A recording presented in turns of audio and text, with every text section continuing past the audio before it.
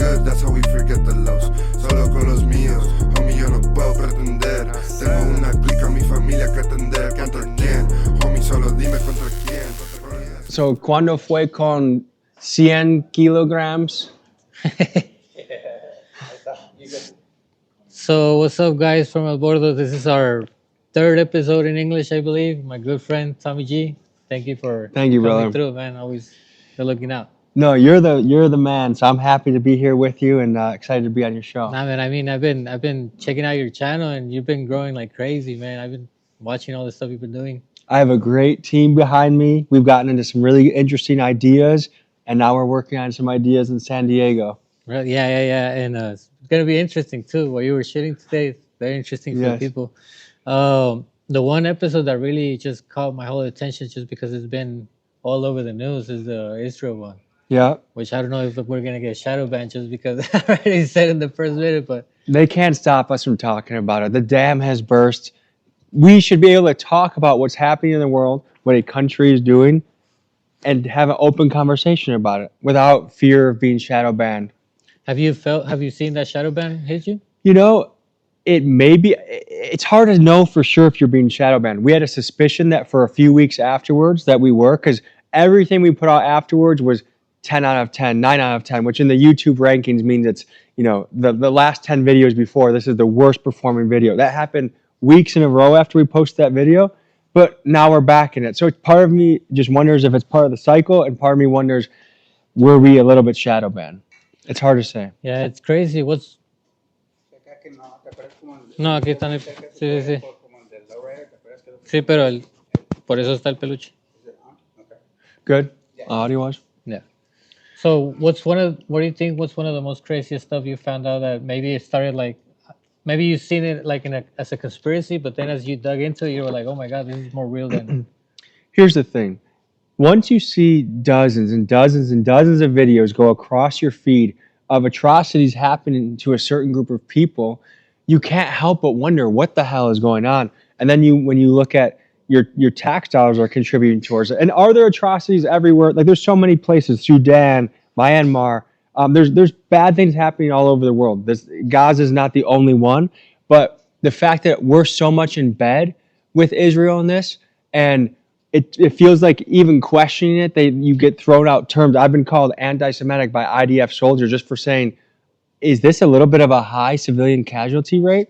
You should be able to ask those types of questions without getting really absurd labels thrown at you. And that's what I'm noticing this, is that the younger generation in the United States right now is very much across the board, left and right of the political spectrum, saying, I don't want to be a part of this. I don't want to see it anymore. And I want peace in that region. And you can talk about the history. Well, what about October 7th? There's a lot of different things that you could break down. But I think overall, when you look at a place that has the highest level of child amputees anywhere in the world, when you talk to doctors that have actually been there, we had a doctor from Milwaukee go there and tell me how many elderly people, children with bullet holes, you start to wonder, what is happening? And I think I've seen some of that talk you had with like the soldier and stuff. And they actually come off in a sense where it's like they live in another reality. It's impossible to debate with them, because you could say all these different things and they'll still be like, there's not a shred of evidence that this ever happened. You are just a Nazi Jew hater. And it's like, I love all people. I see them blame everything on like Hamas, like saying, oh, they're owned by this. Oh, every media source that says anything negative is Hamas. And it's just ridiculous. And I can see, I think, if you look at Israel objectively, they have a lot of things that you can really celebrate. Like their tech and innovation is unbelievable. They're very nationalistic. They have everyone serve in the military as a young age. So I can see why they're very proud of their country, and they have people on all sides that aren't a big fan of them. I would say, though, I would guess that a lot of the reason why people don't like them in their region is because of things they've done. We had the same thing in the global war on terror from 2001 on, where we would be like, oh, these Muslim countries, they hate us because of our freedom. No, they don't like us because we bombed the shit out of their villages. We had trade sanctions on them. We made their life miserable, and we had U.S. troops in their villages. So I would argue that the U.S. created more terrorists. And are there legitimate terrorists that we have to contend with in this world? Yes, but I think our actions, spending trillions of dollars over the last 20 years, bombing people overseas, I don't, as a citizen and as a person that pays a lot of taxes, I don't want to see any of that anymore. And I also don't want to help another country do it in their part of the world either. Especially when you come to find out the interest behind it, right? Like the poppy fields and stuff like that. Where it's like, well, what are we even doing? You know? Oh, they happen to have a lot of natural resources in this country. I guess we have to overthrow their leader. Sorry, Venezuela. It just, you see these things happen over and over, and then you see the people that get caught in the middle, people that are already poor, people that are already struggling to survive. And we're working on another piece. We're working on a piece in Gaza right now. I have Israeli activists. I have Palestinian Americans whose kids have been killed there. People that former Palestinian American Marines. So these aren't just Hamas terrorists. These are people that are actually risking a lot to come out and showcase what is happening over there. And when you see, right now there's a lot of Israeli settler attacks on Palestinian farmers, where you see old women that are just trying to tend to their olive trees getting hit in the head by an Israeli settler. Now, is that the more, they call them the hilltop youth, is the more extremist side of the Israeli settlers? Is that a small portion of them? It's possible, but should we be allowed to talk about it and wonder why we're helping to enable it? I think we should be allowed to talk about it. Yeah, I think it's very dangerous when you. Oh, I think it's very dangerous when you start trying to stop people from talking about certain issues like that, right? Because then, I mean, if you make it a like normal to just be quiet about it, then I mean they're getting away with a lot of stuff now that we're trying to talk about it. So imagine what we, you know, If you feel afraid to talk about something, then that is who controls you. And so, and it always changes throughout history. Like at one point in the COVID era, you weren't allowed to talk about vaccines. And I'm not even saying vaccines are good or bad. I'm not trying to jump on like the RFK bandwagon, but I'm just saying I don't believe in a society that we should ever be afraid to talk about any issue. Because let's just say that the Israelis are perfectly in the right with what they're doing. Why should we be afraid of having a conversation? Why shouldn't we be able to talk about it and we hear your points? We say, you know what? Upon hearing further information, we agree with what your take is and we should back you. But instead, when you drive those conversations underground, and then you have really weird things happening, like TikTok is under Chinese communist control. So what are we going to do? We're going to have Larry Ellison, the #1 contributor to the IDF, arguably the #1 private donor to the IDF. He's going to take it over. It's like, and then in the same week, you see Benjamin Netanyahu saying, we have to take back the social media war. We have to win back I don't agree with that. I don't want to feel like anyone is controlling us. I don't care if it's the Chinese, the Israelis, the Russians. I want an independent America that we're allowed to be free thinkers and call out stuff that we feel is wrong in the world. how far back do you think this goes? Like this, like control or infiltration in the In government? Palestine in particular, or No, just just like Israel and America. well, if you go back through a lot of different presidents, I mean, there's weird coincidences when JFK was assassinated, and they wanted to make AIPAC register as a foreign lobby. Richard Nixon talks about how the Israel lobby has a great deal of control. And in fact, there is a professor from the University of Chicago, a Jewish professor, who did research on the Israel lobby and whether Israel is our greatest ally. And the conclusion of his really well-researched book was, as a Jewish American, I don't think we should be aligned with Israel because I don't think they serve our best interests. And that's just one opinion. But I think when you see scholarship like that, particularly from a Jewish guy with a lot to lose by coming forward with that, I think it makes it compelling and worth looking into. Yeah, it's crazy. Do you think, like for instance, all the tragic stuff that happened and has any of this stuff you've looked into led back to stuff like back in like World War II? Like how far back does the Palestine conflict go, or how far back does the Israel lobby go? Because I think what's happening now and what we see how they react to people trying to question their actions and how they try to like either change it or like gaslighting. You kind of want to go back in history and be like, well, I wonder what else how long they've been doing this before, you know? And I think There's a really great scholar out there. His name is Norman Finkelstein. His parents both survived the Holocaust, and he's one of the biggest critics against Israel. And if you listen to some of his interviews on Al Jazeera, he breaks down the conflict from, I mean, you can start it at 1948, and you can go all the way up to present history. I would just say this: I want everybody to live a free life that they get to choose. Choose a life that benefits them and their family. I don't think anyone would want to live like a Palestinian has lived since 1948. Imagine, like, the one way I heard, an American Marine actually went there and traveled to Palestinian villages, and what he said is, imagine this: imagine people come to your town in Wisconsin, and it's a small little rural town, and all of a sudden someone new's coming up there. They're putting barbed wire around your own village. You have a military checkpoint to get in and out of your own village, or certain roadblocks.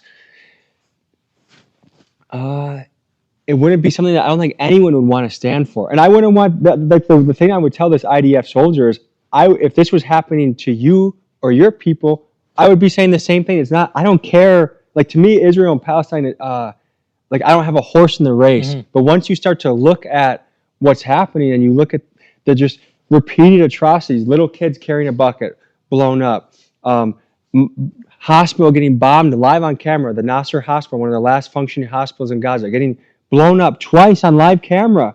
And then they call everyone in their Hamas. They're just like, They're saying they're hiding the weapons now under the hospital. It's crazy. the thing is that the logic doesn't make sense. Even if one Hamas guy is hiding it, let's just say there's tunnels under there that the Hamas guy's out there. Are we going to say, if we blow up 60 innocent people, doctors, people that are recovering in a hospital, is that worth one terrorist? I don't think the math makes sense. And where's the video proof? Like, where is the I've seen some of the tunnels. I've seen, like, Israel's not making, I think, everything up. But yes, there's a group of a few thousand Hamas people that are fighting them.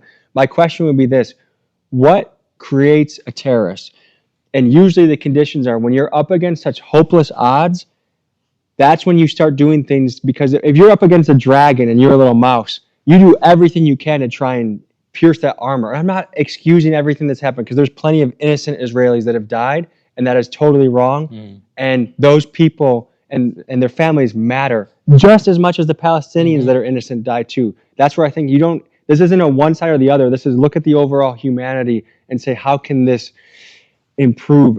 And that's where I'm at with the issue. Yeah, I mean, it goes all over. Like, I've been following Candace Owens and her reporting, and just all the stuff she found out regarding with like Sigmund Freud, and like that creepy ideology, and the way she describes it as demonic.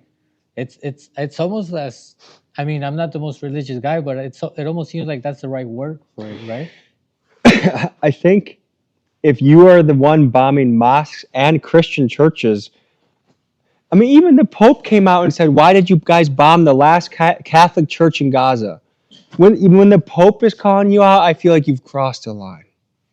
Yeah, it's just crazy how it leaks to all sorts of areas of social regular life, right? And here's the other thing: when you're not able to question something out in the open, that's when the conspiracies come up. Because if I can't ask about something that I can clearly see, then other conspiracies that get driven underground, and some of them are just conspiracy theories. There is a lot of bullshit out there, but I think the difference is, right now, I think this is a battle that we can see from people's smartphones.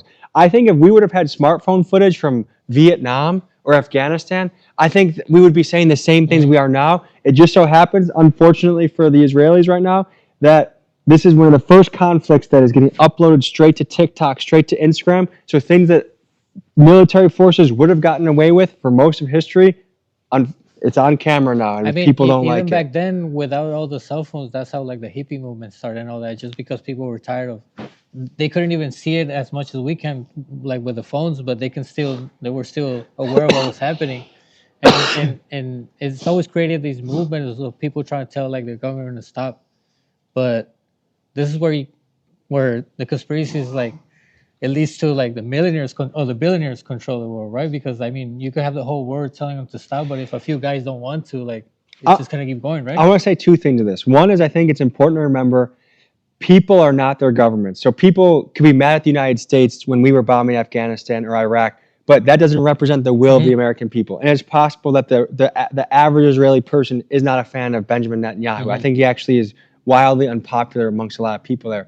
But I will say this, as far as the conspiracies go, we have to be questioning the links between Jeffrey Epstein as an Israeli operator. And maybe he also operated for the CIA and M16. I don't know how many agencies were in it, but if you're meeting with the former prime minister of Israel on an almost monthly basis, if you're recommending Benjamin Netanyahu to Chase Bank for client work there, and if you, the email leak that just came out where Trump was mentioned, I think it was like 1,500 times in the emails, the links are pretty obvious. And if questioning that as anti-Semitic, that's just fucking bullshit. Yeah, that's what I'm saying. Like it's like you said, it like what a small group of people do, like them, it doesn't represent the whole country, right? It's just like those creepy guys. Because there might be a small group of American billionaires that have a disproportionate amount of power over how things run, and that's just because they have a disproportionate amount of money and connections. It's the same thing I think with, you could look at Jewish people or Israeli people. It doesn't. One little group that's controlling a lot doesn't speak for the entire culture. Or it's just a few loud ones, right? Fuck, I lost my train of thought. I was gonna say, what's one of this, like one place where this has taken you, where you were just really surprised that it took you there, like the conspiracy stuff? Because I seen you got a bunch of crazy videos of a lot of stuff, but was one of the stuff that you were actually surprised that you were looking into? You know, this Israel one was very scary at the time. I think right after Charlie Kirk got killed, it seemed like a dam burst in this country where all of a sudden people could say anything they want. They could question Israel as much as they want. And so I think things have changed as far as if it's scary or not to question or talk about these things. But before that, it was, okay, are we risking shadow banning the channel that we worked so hard to build? Are we risking, what else is out there that we don't want to have happen to the channel? But at the same time, it came to a point where my conscience was like, what is the point of having a big audience and feeling very strongly about something if I'm going to be afraid when it actually comes down to it to cover it? So I guess the other thing was just walking into the Senate halls where all the senators have their offices and just going through the numbers where 93 out of 100, their campaigns have been funded by AIPAC. And seeing people like, there's two Congress people, Jamal Bowman and Cori Bush, seeing them get forced out and record numbers being spent against them. Even little elections, there's a guy that ran for Congress in Texas. He's a YouTuber. His name is Brandon Herrera. He did not toe the AIPAC line, and so they funded a record amount against him, so he lost the campaign. And here's the thing, and Israelis make a fair point. They're like, why are you looking so much into this? Why not the influence of Qatar? And I think that Qatari government influences and their lobbying is probably as powerful as Israel, but it's not in the public sphere as far as something that we care about or want to talk about. That's fair, but we still get to look into AIPAC and say, why are you guys not having to register as a foreign entity? When it's like, when have you ever made a decision that wasn't in favor of what Israel wanted, but was in favor of something America wanted? It overlaps too much, and I think there needs to be firmer boundaries on outside of the United States influence on our country. What did you think when you saw that video of Charlie Kirk? It was a very sickening thing to like. So much. I don't think any of us had a choice. I think all of us, within a few minutes of it happening, it somehow was just came out of our phone with the image. Yeah, and usually that type of imagery is banned. You can't just show that kind of stuff on a social media app. So I think it was very disturbing. Were you a fan before he passed, or? I mean, he's not a guy like I tuned into. I thought sometimes his points were good. Sometimes he was a little bit, I don't want to say arrogant, or I guess I don't. Kind of took it to the extreme. I don't align with all of his politics, but I thought the general principle of what he did, go for it, dude. Like, and I think what he built was, I didn't realize how big this organization TPUSA was. I mean, it was a massive, $140 million organization. So that is, and he was the architect behind that. But as far as what we saw, I really think maybe the FBI is doing a great job investigating it, but there's so many holes in the official narrative, and it doesn't feel like any answers have been delivered. And it's the same thing with Thomas Crook, the would-be Trump assassin, if that was a real assassination attempt. It feels like still more than a year later, we know very little about this guy. And you would think a guy that tried to kill a U.S. president, it just got under the news cycle. It's not no longer a story. Excuse me. Thank you. This Tyler Robinson character, I would like to learn a lot more about him. There's so many theories circulating because I think no one trusts our federal government agencies right now. No one trusts that the FBI, led by Kash Patel, is doing the best job in investigating this. And because they don't have public trust, now there's people like Candace Owens that are spearheading the internet conspiracy things. And some of the things she comes up with, I think those are fair questions. What was that jet doing? Why did the lapel move like this? Was this like similar to a pager attack? Why did the crime scene seem to be taken apart so quickly? Where's the video footage from the campus? Why was this guy seen at a Dairy Queen? All these little pieces. I think if the federal government wants to win trust back, they need to present a very transparent and open message that's cohesive, that builds to why Tyler Robinson is the guy, why there's no other involvement. Is there foreign government involvement? I don't know. It's kind of like 9/11, where there's enough weird things going on, like the passports just magically appearing while everything is turned to dust, that you start Tower 7 falling, that apparently fell due to furniture fires in a controlled demolition fashion. What do you think about Building 7?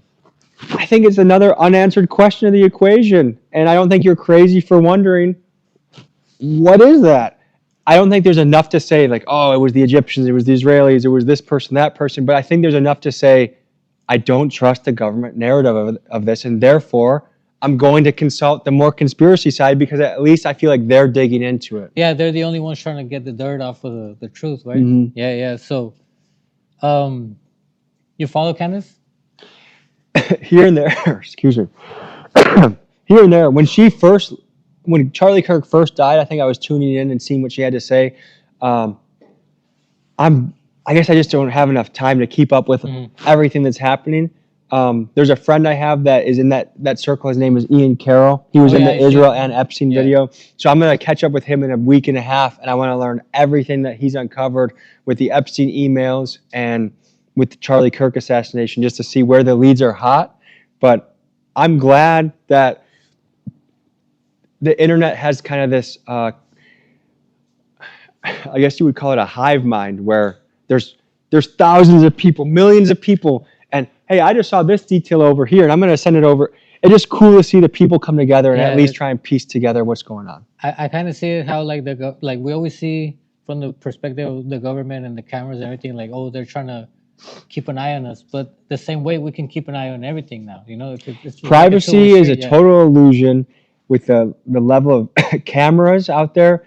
It feels like pulling off a conspiracy is going to be harder and harder. Like, it almost feels like it could be impossible to pull off a conspiracy, because at some point someone's filming, there's a camera up on the roof, there's a camera over here. So I don't know, but I think it'll only make the intelligence agencies interested in doing that have to work harder and prove their craft even more. Yeah, but I think we're coming to those times where they can't just like lie to us and not give us any answers and just expect us to keep going. Right now, we can actually, there's tools and ways to dig into stuff, right?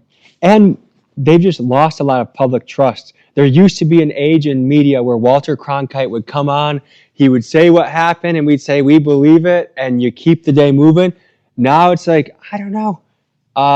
Is there a political bias with this person that's giving me this information? Is there a financial bias? And also, I see this counter information out here.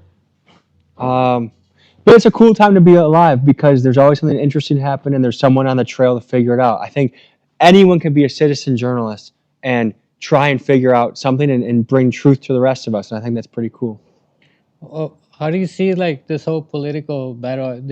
I kind of feel like it intensified, like the red against the blue. But right now there's a lot of infighting on both sides. Kind of look like Crips and Bloods now, huh? Yeah, but I think like right now in the right-wing movement, there's a huge battle between I would say the new era of far right-wing, the Nick Fuentes groups, that's the America First they call themselves, and then the old-fashioned MAGA people and this younger generation really feels like Trump betrayed them, really feels like Trump hasn't lived up to what he campaigned on, and you could just tell by the way that they're throwing. I mean, some of the labels are definitely deserved with Fuentes, but I don't think you should be able to just water down someone's message because you throw a couple he's homophobic and anti-Semitic and transsexual. I still want to hear what he has to say, and what he says is hitting a chord with someone across young men in the Republican sector. He is definitely striking a chord, and I think people should be asking themselves why. On the same thing on the Democratic side, there's these people like Graham Plattner is out of I believe Maine, Mandani out of New York that just won. They are running on purely affordability. The old-fashioned Democrats are kind of more of these corporate Democrats that just keep the interest of companies at hand, and that seems to be who they cater to. This new era of Democrat is taking the bus to work, is understanding that, hey, I can't afford rent in this city, and that's what my people care about. So I actually like that there's infighting going on in these parties, because for the last few elections, it feels like they really haven't brought us champions to the table that people are excited about. And if that infighting makes them bring the best out of their side, then I'm for it. Yeah, definitely. How do you feel about Trump? How did you feel before? Before he got elected, I was excited about him. I was thinking, I'm a guy that's voted independent my whole political career, but I thought between an obvious puppet, Kamala Harris, and an obvious person who just doesn't know how to spend money. She spent $2 billion on her campaign and still went over budget. I thought, you know what? At least Trump, might be a bull in a china shop this time around. The system was battling with him. It looked like he beat it. He's on some momentum, but he's proven to be a wild disappointment. Most of his promises have been complete nonsense. I'm going to end the war in Russia. I'm going to end the war in Gaza and Israel. Food prices are going down. They're not. Even the Epstein files was one of the things. The Epstein files, that motherfucker is all over them. What are you doing? I mean, I think he's the weakest he's ever been right now, and it's because he's lost the faith of the people that voted for him. Do you think it was his strategy to like sell us that idea that he was gonna like Epstein files and all that? Or do you think he actually had the intention, but something happened that stopped him? I think he's pretty good at marketing himself, and I think that's probably the most brilliant moments of Trump tend to be when he's marketing himself on the campaign trail. I don't know, if you are so in the Epstein files, I don't even know why you would talk about them in public. I don't know why you would talk about releasing them. Maybe he thought it wasn't a big of a deal to the American people, but it clearly is, and people are not letting go of it, and they, I think, are right to do that. So if he wants any hope to salvage this presidential bid, or the time he's in office, he's got to come clean with that. Otherwise, he's going to be called a pedophile. He's going to be called a guy that protects pedophiles at the very least, and that's not something that I would want on my reputation. So I think the longer he goes without clearing his name, the more suspicious he looks. What do you think about those creepy paintings in Epstein's place? Yeah, so if you look up Epstein's artwork, and you also look up this guy John Podesta, they have a lot of very creepy, dark, satanic, child sacrifice-oriented art in their house. And these are people that hosted parties, that were well connected. If I go over, to some guy's house and he has paintings of children bleeding on the walls, I'm not coming back for a round two, and I'm not inviting my well-connected friends either. So I don't know. I don't know how deep into that conspiracies I go. I don't believe that people are just drinking blood of kids. I think that's a little far-fetched, but I don't know if they're being edgy and this is just their way of, like, they already have all this power, so this is their way of, walking on the edge. But I don't care if the most connected people in this country are involved, and that it hurts us if we take care of it. These are gigantic weeds in our garden that if we don't pull them out of the garden and start fresh, they're going to keep consuming everything else healthy that is growing. So I'm in favor of ripping it out and as soon as possible. What do you think about the label they put on the cartels, terrorists? I mean, I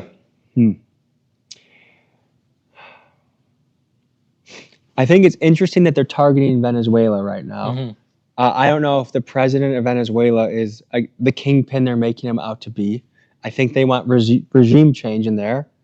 And this is, I mean, we've been since the 60s, the CIA has been meddling, especially in Latin and South America, and taking out people we don't like. As far as the Mexican cartels, I would say they definitely, there's people within those organizations that do very terrifying, scary things to people. That is without a question.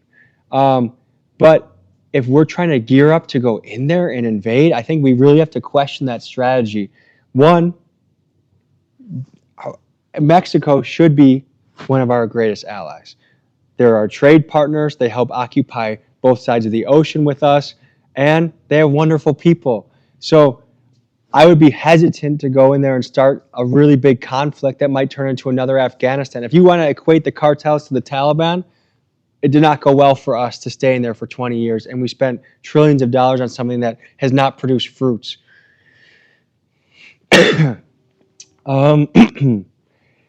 So I don't know what the Trump strategy is to, like, if this is just the next step before we go in there. That's why they're calling them terrorists. I wish it was safer. I wish it was economically more viable for a lot more people in Mexico, where they didn't feel that they had to turn to this as their way to make money. And it makes me sad. It makes me sad to see when you hear about decapitated heads or people hanging from bridges or this guy getting tortured. I don't think the people doing that, I don't think most of them want to be doing that. I think a lot of them are doing it out of fear or economic opportunities. It's just very disturbing. Well, thank you for coming through. I do have one message to your audience. Yeah. You're a very well-connected man. It's on our list as a channel to go into Mexico and cover the cartel scene firsthand. And I know you might be looking at me, he has a mustache, is he a Fed? I'm not a federal agent, but I would very much like to do a story in the cartel that is accurate, that is from your point of view. And so I don't know if anyone watching this thinks they benefit from doing a cartel story with me, but I will leave my email in the description of this, and we can start on email. And I know we probably want to talk on Threema or Signal or WhatsApp or somewhere else, but interested in going to Mexico. I have 2 Spanish-speaking videographers and editors who are top of the line, top-notch, and we'd like to make a visit to Jalisco or Sinaloa or somewhere where you would like to host us. What part of the cartel are you trying? Because as I'm pretty sure you've seen, you got like the violent part, you got the luxury rich narco part, I would like you got to see the street level part, you got the video I showed you, people crossing the fence. It's ideally, it would be nice to be hooked up with maybe some Plaza Boss level guy who is, a couple dozen security guards. We meet with him, we get his story. Maybe he has a Sicario that we talk to. And then maybe we're somewhere on the other side from Arizona where we get to be in the mountains and watch a crossing happen. I would find that interesting. Basically, whatever they want to take us into, whether it's a place where they cook meth, if they want to show us the high end of the lifestyle. I don't personally want to see any violence. I want to ask them about it, but I don't want to see it. So any cartel that can promise safe passage and a time where we don't die or get tortured, I'm interested in that. Thank you, man. Thank you, brother, again for coming through. Yes. Follow Tommy G. Go check out his videos. They're all got good, interesting stuff. Thank you. Thank you, man.